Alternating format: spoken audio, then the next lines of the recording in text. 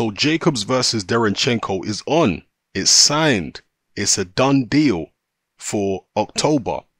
The exact date is either going to be October 20th or October 27th. And the location is going to be New York City at either Madison Square Garden or the Barclays Center.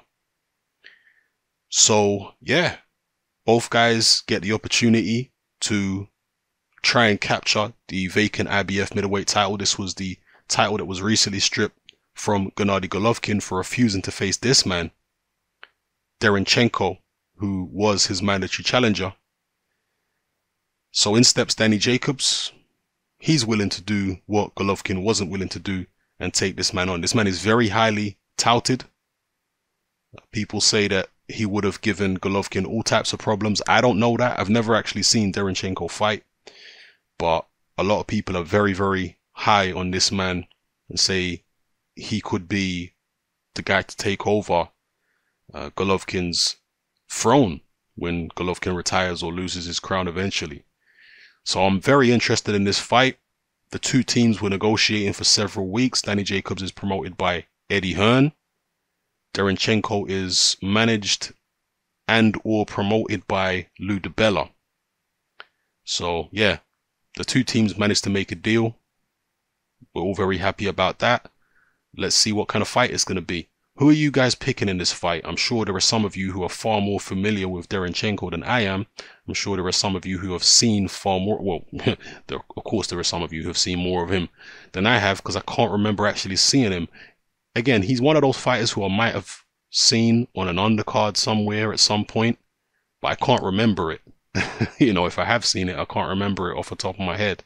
So I might have seen him fight at some point, but there are plenty of you, I'm sure, who have definitely seen him and do remember watching him. So I'm going to rely on you guys to tell me what you think of him and how much of a threat you think he is to Danny Jacobs in this fight. So drop your comments in the comment section below. Let me know how you feel. And, you know, also, I'd like to hear from the Deontay Wilder fanboys. I'm genuinely interested. I'd like you guys to tell me why Danny Jacobs signed with Eddie Hearn. Because apparently Eddie Hearn, according to the Wilder fanboys, is the worst promoter in the world. He's terrible at what he does. Why nobody in their right mind would sign with him? This is the narrative coming from the demented Wilder fanboys. Okay, why did Danny Jacobs sign with him? Can somebody answer me that? Because Danny Jacobs was a long time Al Heyman fighter. He chose to sign with Eddie Hearn. And according to him, Danny Jacobs himself, he's making very, very nice money with Eddie Hearn. More money than he was making before. Isn't that what Eddie Hearn does for a lot of his fighters? Anyway, let me know how you feel about this in the comment section below. Jacobs versus Derevyanchenko. Who's going to win the fight? What kind of fight is it going to be?